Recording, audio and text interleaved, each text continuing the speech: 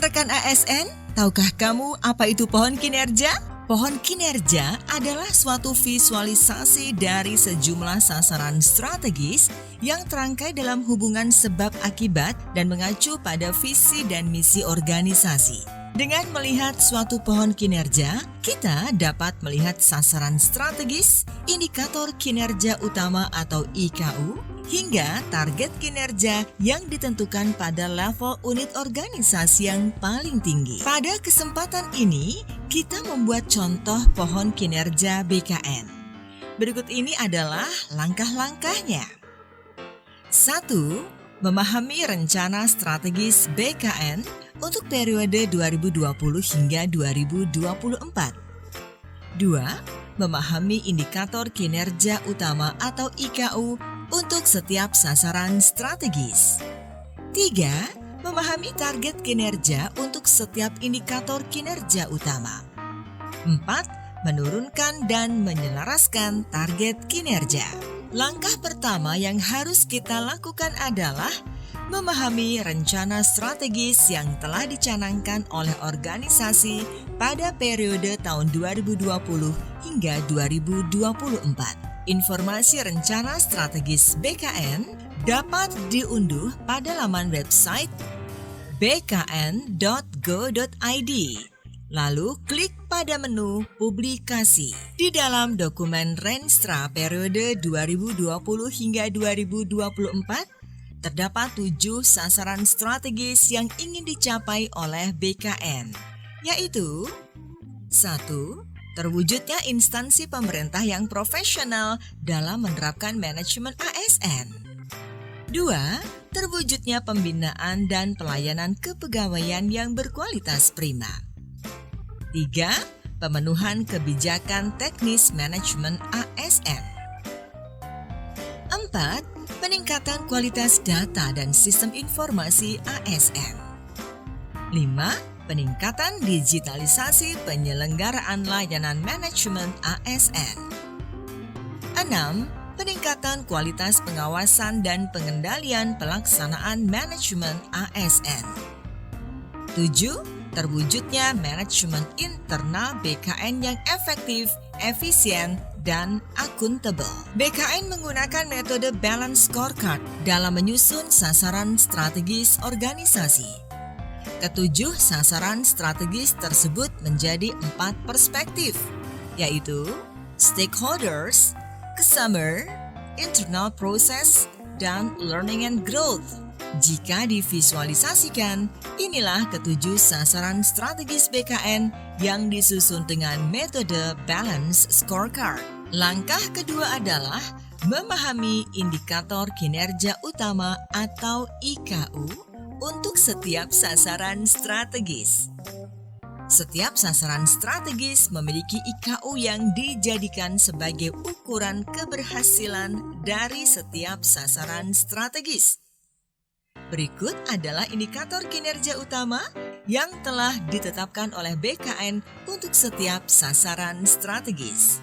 Langkah ketiga adalah memahami target kinerja yang telah ditetapkan oleh organisasi pada masing-masing indikator kinerja utama atau IKU dan sasaran strategis selama periode 2020 hingga 2024.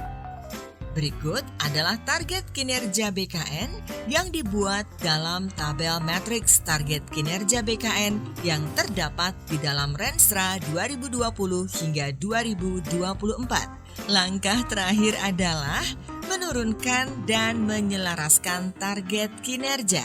Sebagai contoh, mari kita ambil target kinerja pada tahun 2021. Target kinerja perlu diturunkan atau cascading ke setiap level organisasi dan diselaraskan atau alignment agar dapat dilaksanakan oleh semua pihak yang terkait di dalam organisasi BKN.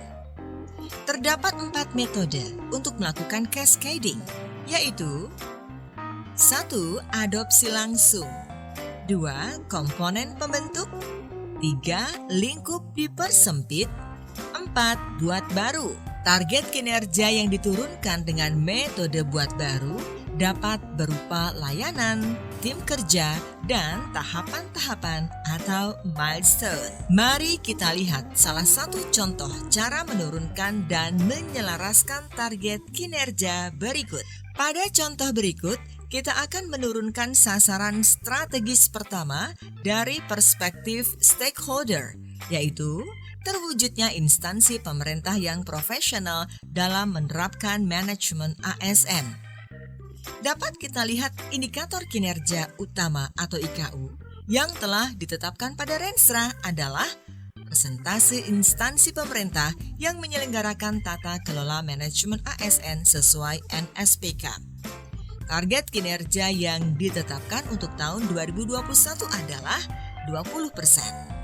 Penurunan dengan metode adopsi langsung yaitu kalimat dan definisi IKU pada level yang lebih tinggi diadopsi secara penuh oleh level yang lebih rendah. IKU yang di cascading menggunakan metode ini harus memiliki output yang identik atau sama pada setiap level.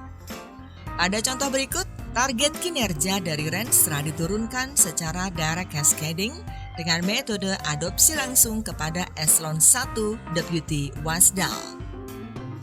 Eselon 1 juga menurunkan target kinerjanya kepada Eselon 2 dengan metode direct cascading adopsi langsung.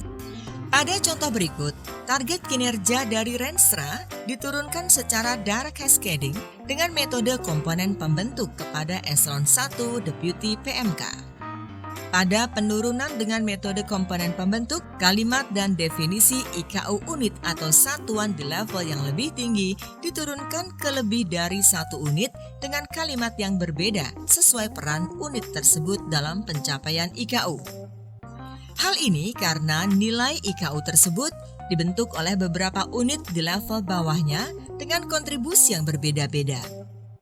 Capaian IKU pada unit atau satuan di level yang lebih tinggi merupakan akumulasi dari capaian IKU pada unit atau satuan di level yang lebih rendah. Pada cascading dengan metode lingkup dipersempit, kalimat dan definisi IKU unit atau satuan di level yang lebih tinggi diturunkan lebih dari satu unit kerja dengan kalimat yang serupa namun dengan ruang lingkup lebih sempit. Pada contoh berikut, target kinerja dari Renstra diturunkan secara direct cascading dengan metode lingkup dipersempit kepada Kanrek 1 hingga 14.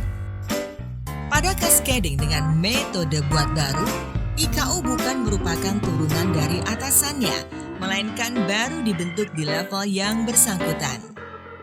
Pada contoh berikut, Eselon 1 Deputi PMK menurunkan secara non-direct cascading dengan cara membuat IKU dan target kinerja baru yang terbentuk di level yang bersangkutan.